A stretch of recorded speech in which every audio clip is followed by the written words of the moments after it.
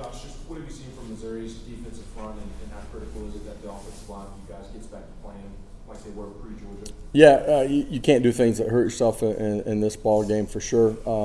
The physicality, they play vertical on the line of scrimmage.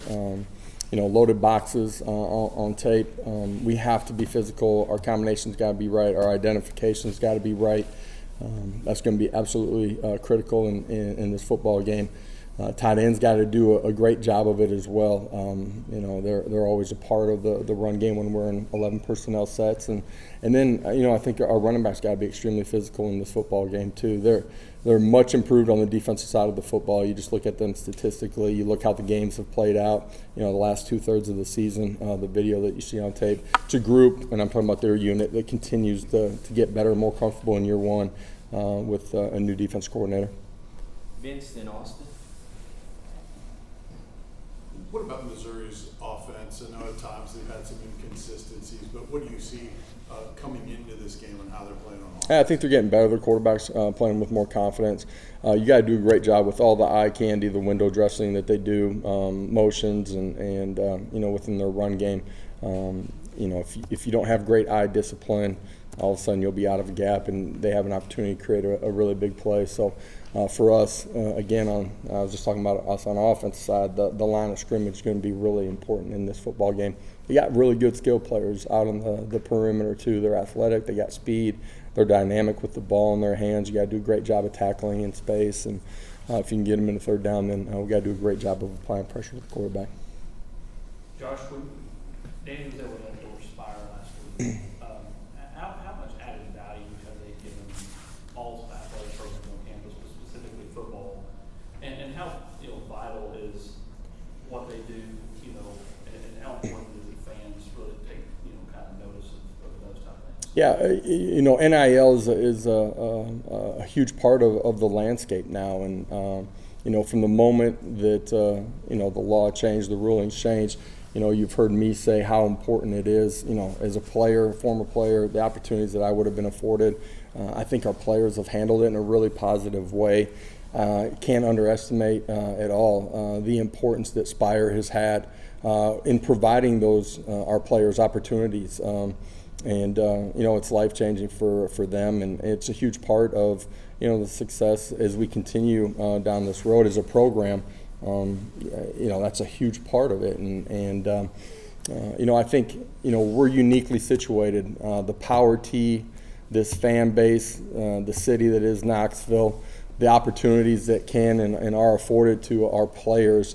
To me, this is the number one destination when it comes to NIL opportunities, and you can see it. As we've grown as a program, the power and opportunities that have been provided with our current roster here, and how they've had an opportunity to grow, their image, and Spire Sports, their ability to help our players, what they've been able to do, but what they will continue to do. That's a huge part of the success, and they've done a phenomenal job. Wes. Josh, I know y'all have had fast starts in a lot of games the past couple of years, but it seems like in particular those noon games, y'all have gotten off to really good starts. And some teams don't necessarily get going great in earlier games. Is it the morning practices that help y'all? Is it something you're doing in the morning? What's gone into that? I don't. I've been other places where you didn't practice in the morning and early kickoffs. 11 o'clock Central. You would be able to start fast too. Certainly, practicing in the morning, it's a normal routine for our guys, kind of as far as the wake up and getting ready to go play. As much as anything, it's operating extremely efficient, and when we haven't played at our best. Not all the time you play good teams that are going to make plays too, but a lot of it's self-induced, and so we got to limit the mistakes that we make and go out and play extremely aggressive. It starts really fast in this one. That's awesome. You got to keep your foot down on the pedal. If it doesn't, that's okay too. You got to reset and regroup and do a better job of it than we did a week ago. Josh, I think you said, I think it was last night on your call-in show that you talking about senior class, you said you learned a lot from them. What are some of the things you've taken from this group that have worked well? And like at the beginning of the week, you guys kind of questioned this group. How would they respond to it? You just look at all of you know, the obstacles, the hurdles that this group has gone through. It tells you about their resiliency, you know, their ability to grow and focus, to take correction, just, you know, the DNA of who each of them are and how they've responded to anything that's been thrown at them. You know, and however long it's been now, 20 months or whatever that I've been here, and the ability to see them grow. There's so much that is inside of our building because of who these guys are, and it's a class that I'll remember forever. But you know, a group of guys that accepted me, accepted our staff, and allowed us to get off and running really quickly. In the back. In the back here, what's Jabari's small status after injuries and last Saturday? Jabari's been with us all week, and he'll be ready to go. Back to Vince and then Wes.